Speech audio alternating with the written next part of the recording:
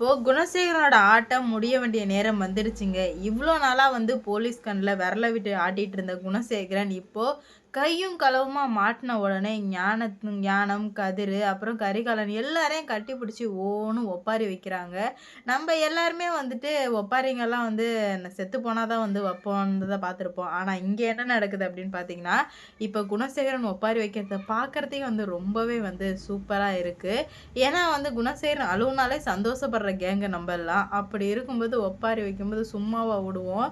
அதுக்கப்புறம் ஒப்பாரி வச்சதுனே மிகப்பெரிய ட்விஸ்ட் ஒன்று காத்துட்ருக்கு. அதை பற்றி தாங்க இந்த வீடியோவில் பார்க்க போகிறோம்.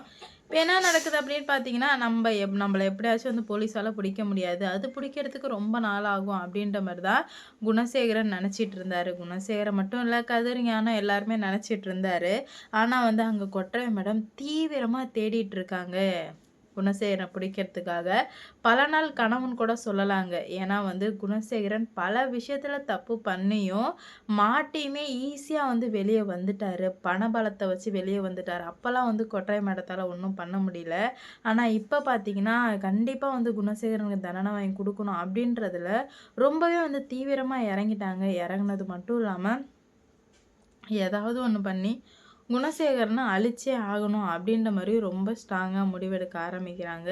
இதுக்கு மேலே அவன் உயிரோடு இருக்கவே கூடாது அப்படின்ற மாதிரி ரொம்ப ரொம்ப ஸ்ட்ராங்காக முடிவெடுத்த குணசேகரன் என்ன பண்ணுறாங்க அப்படின்னு பார்த்தீங்கன்னா, இவங்க எல்லாருமே உட்காந்துட்ருக்காங்க. சரி, நான் இவங்க பாட்டுக்கும் வழக்கம் போல் உட்காந்து கதை இருந்துட்டு இருக்கும்போது கரெக்டாக கொற்றை மேடம் போலீஸ் குரூப்போடு அரெஸ்ட் பண்ணுறாங்க குணசேகரனை. கொற்றை மேடத்தை பார்த்ததுமே குணசேகரன் கதிருக்கெல்லாம் வெட்டன்னு தள்ள ஆரம்பிச்சிருச்சு. எப்படின்னா இவ கண்டுபிடிச்சா, நம்மளை கண்டுபிடிக்கிறதுக்கு வாய்ப்பே இல்லையேண்ணா அப்படின்ற மாதிரி அவங்களுக்குள்ளே குசு குசுன்னு பேசிக்க உடனே கொற்றை மேடம் சொல்கிறாங்க, ஏண்டா பொறுக்கித்தனம் பண்ணிட்டு நீங்களே இவ்வளோ யோசிக்கும்போது நேர்மையான வழியில் இருக்கிற நான் எவ்வளோ யோசிப்பேன் அப்படின்ற மாதிரி பயங்கரமாக டைலாக்லாம் சொல்லி இப்போ தரன்னு கூப்பிட்டு போகிறாங்க. என்ன பண்ணுறதுன்னு சுத்தமாக புரியல. அது மட்டும் இல்லாமல் குணசேகரனை அடித்து இழுத்துட்டு போகிறாங்க. என்னடா நடக்குது இங்கே அப்படின்ற மாதிரி தாங்க இருக்குது. ஏன்னா குணசேகரன் என்ன ஆனாலுமே ரொம்பவே ஸ்ட்ராங்காக இருக்கிற மனுஷன். ஆனால் இப்போது நில குழஞ்சி போய் நிற்கிறாரு. ஏன்னா எந்த ஒரு வழியுமே அவருக்கு தென்படவே இல்லை. அப்படி இருக்கும்போது தான் கதிர் அண்ணா எல்லாரையும் அடித்து துரத்திட்டு போயிடலாண்ணா அப்படின்ற மாதிரி சொல்லும்போது அப்போ தான் நல்லா கூர்ந்து கவனிச்சா எல்லார் கையிலுமே துப்பாக்கி இருக்குங்க. துப்பாக்கி எடுத்து படன்னு சுட்டுருவாங்க. கண்டிப்பாக இவங்க எல்லாருமே ஒரு முடிவோடு தான்டா கதிர் இருக்காங்க. அதனால் நம்ம இப்படியே விட்டு வைக்கக்கூடாதுடா கதிர் அப்படின்ற மாதிரி சொல்ல, இப்போ நம்மக்கிட்ட வேறு வழியே இல்லை என்னன்னு சொல்கிறாங்க. ஆமாம், நம்மக்கிட்ட இப்போ வேறு வழி இல்லை, அது என்னமோ உண்மை தான். ஆனால் இப்போ நம்ம இந்த ஒரு முடிவு எடுத்தால் மட்டும்தான்டா கதிர் நம்ம நல்லா இருக்க முடியும். இல்லைனா கண்டிப்பாக ஒன்றுமே பண்ண முடியாதுடா அப்படின்னு சொல்லும்போது இப்போ என்ன தானே பண்ணுறது, எனக்கு ஒன்றுமே புரியலையே அப்படின்ற மாதிரி சொல்கிறாங்க. எனக்கும் தாண்டா ஒன்றுமே புரியல, எனக்குமே என்ன பண்ணுறது போகிறதுன்னு சொல்லிட்டு சுத்தமாக புரியாமல் தான் நானும் தவிச்சிட்ருக்கேன் அப்படின்ற மாதிரி குணசேகரன் சொல்கிறாரு. கதிர் ஒரு விஷயத்தை அப்போ தான் சொல்கிறாரு, அண்ணா ஞானத்தை மாட்டி விட்டு நம்ம எப்படியாச்சும் எஸ் ஆகணுண்ணே, இப்போ இங்கே இருந்துகிட்டே இருந்தால் சரி வராதுண்ணே, நம்ம ஒரு முடிவுக்கு வரணுன்னு சொல்லும்போது கரெக்டு தான்டா, நீ சொல்கிறது கரெக்டு தான். ஆனால் இப்போ நம்மளால் ஒன்றுமே பண்ண முடியாதே. இல்லைண்ணே, நம்ம ஏதாவது ஒன்று பண்ணி தான் ஆகணும், நீ நல்லா யோசி, நம்மளால் எதாவது பண்ண முடியும், யோசின்னு சொல்லும்போது என்னத்தடா யோசிக்கிறது கதிர் அப்படின்ற மாதிரி சொல்கிறாங்க. நீ யோசித்தா கண்டிப்பாக உனக்கு ஏதாவது தோணுண்ணே. எனக்கு எதுவுமே தோன்றடா கதிர், பிளாங்காக இருக்குது, ஒன்றுமே புரியாமல் தான் நானும் தவிச்சிட்ருக்கேன். ஏதாவது ஒன்று பண்ணணுன்னு தான் நான் நினைக்கிறேன். ஆனால் எதுவுமே பண்ண முடியாது, நான் நல்லாவே புரிஞ்சுக்கிட்டேன் கதிர் அப்படின்ற மாதிரி சொல்கிறாங்க. அப்போ தான் கொற்றை மேடம், நீங்கள் எப்படியாப்பட்டவங்க, என்ன மாதிரி யோசிப்பீங்க எல்லாமே எனக்கு தெரியும். ஏதாவது தில்லுமுள்ளு வேலை பண்ணி என்கிட்டேருந்து எஸ் ஆகணும்னு நினச்சிங்கன்னா டப்புன்னு சுட்டுட்டு போயிட்டே இருப்பேன். யார் என்ன எவருன்னெலாம் எதுவுமே பார்க்க மாட்டேன். பொட்டுன்னு அவட்டு போயிட்டே இருப்பேன் அப்படின்ற மாதிரி சொல்லவுமே, ரொம்ப தப்பு பண்ணுறீங்க, நீங்கள் கண்டிப்பாக இதுக்கு அனுபவிப்பீங்க அப்படின்ற மாதிரி கதிர் சொல்ல, கதிர் உனக்கு தான் இருக்குது பெரிய ஆப்பா, தப்பு பண்ணது என்னமோ உங்கள் அண்ணனாக இருக்கலாம், ஆனால் நான் கொடுக்க போகிற தண்டனையில் நீ இதுக்கு மேலே யாரையுமே கேவலமாக பேச மாட்டேன், யாரையுமே கேவலமாக நினைக்க மாட்டேன், யாரையுமே இதுக்கு மேலே நீ கொச்சமாக பண்ண மாட்டேன் அப்படின்ற மாதிரி சொல்லவுமே, அப்படி என்ன பண்ண போகிறீங்க அப்படின்ற மாதிரி கதிர் கேட்க, உள்ளே வாடி உனக்கு என்ன பண்ணுறன்னு மட்டும் பாருன்னு சொல்லவுமே கதிருக்கு பயம் வர ஆரம்பிக்குது. ஆகா இவ ஏதோ நம்மள பண்ண போகிறா அப்படின்ற மாதிரி கதிர் தெள்ள தெளிவாக வந்து புரிஞ்சுக்கிறாரு. ஆனால் வந்து கதிருக்கு என்ன பண்ணுறது போகிறதுன்னு சொல்லிட்டு சுத்தமாக புரியல.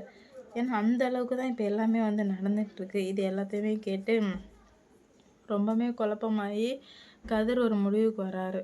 என்னன்னா, எவ்வளோ பிரச்சனைகளை நம்ம பார்த்துருப்போம். ஆனால் நம்ம ஏன் வந்து இப்படி இருக்கோம்? நம்ம இவங்களுக்கெல்லாம் வந்து அடிபணிஞ்சு போகணும் அப்படின்னு கேட்கும்போது, அப்போ தான் கொட்ரை மேடம் சொல்கிறாங்க, இதுக்கு மேலே நீங்கள் அடிபணியலைன்னா உங்களை பார்க்குற இடத்துல போட்டுட்டு போயிட்டே இருப்பான். கொஞ்ச காலம் வாழ்கிற வாழ்க்கையுமே வந்து முடிஞ்சு போயிடும். உனக்கு பரவாயில்லையான்னு கேட்கும்போது, வார்த்தைங்கெல்லாம் ரொம்ப எடக்கு முடக்கா விட்றீங்க. இதுக்கு நீங்கள் கண்டிப்பாக வந்து ஃபீல் பண்ணுவீங்க அப்படின்ற மாதிரி சொல்கிறாங்க.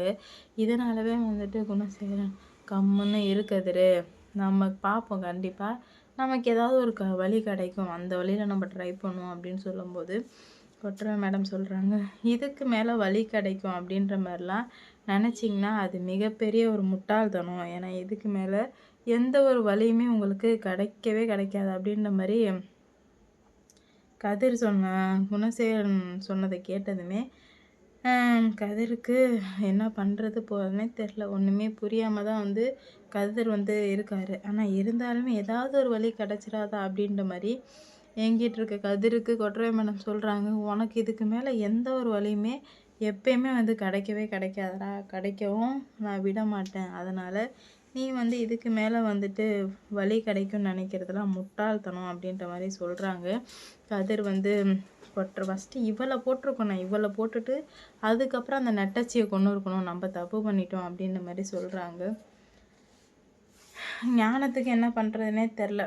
ஐயோ நம்ம மாட்டிக்கிட்டோமே அப்படின்ற மாதிரி மட்டும்தான் வந்து ஞானத்துக்கு தெரியுதே தவிர இதுலேருந்து எப்படி விடுபடணும் அப்படின்ற மாதிரி ஞானத்தால் யோசிக்கவே முடியாத அளவுக்கு தான் எல்லாமே வந்து போயிட்டுருக்கு.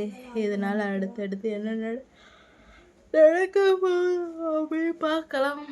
இந்த வீடியோ பிடிச்சிருந்தா லைக் பண்ணுங்கள், ஷேர் பண்ணுங்கள், மறக்காமல் சப்ஸ்கிரைப் பண்ணிக்கோங்க. அப்போ தான் நான் போடுற வீடியோ நோட்டிஃபிகேஷனாக வரும். அடுத்தடுத்து என்ன நடக்க போகுது அப்படின்னு சொல்லிட்டு வெயிட் பண்ணி பார்க்கலாம். இவ்வளோ நாளாக இருக்கிறதுக்கும் இப்போ இருக்கிறதுக்கும் வித்தியாசம் நிறைய இருந்துகிட்ருக்கு. வெயிட் பண்ணி பார்ப்போங்க என்ன நடக்க போகுது அப்படின்னு சொல்லிட்டு. கண்டிப்பாக கூடிய சீக்கிரம் எல்லாத்துக்குமே ஒரு முடிவு கிடைக்க போகுதுன்னு நான் நினைக்கிறேன். நீங்கள் என்ன நினைக்கிறீங்கன்னு சொல்லிட்டு மறக்காமல் கமெண்டில் சொல்லிட்டு போங்க. இந்த வீடியோ பிடிச்சிருந்தா லைக் பண்ணுங்கள், ஷேர் பண்ணுங்கள், மறக்காமல் சப்ஸ்கிரைப் பண்ணிக்கோங்க. அப்போ தான் நான் போடுற வீடியோ நோட்டிஃபிகேஷனாக வரும். அடுத்தடுத்து என்ன நடக்க போகுது அப்படின்னு சொல்லிட்டு பார்க்கலாம்.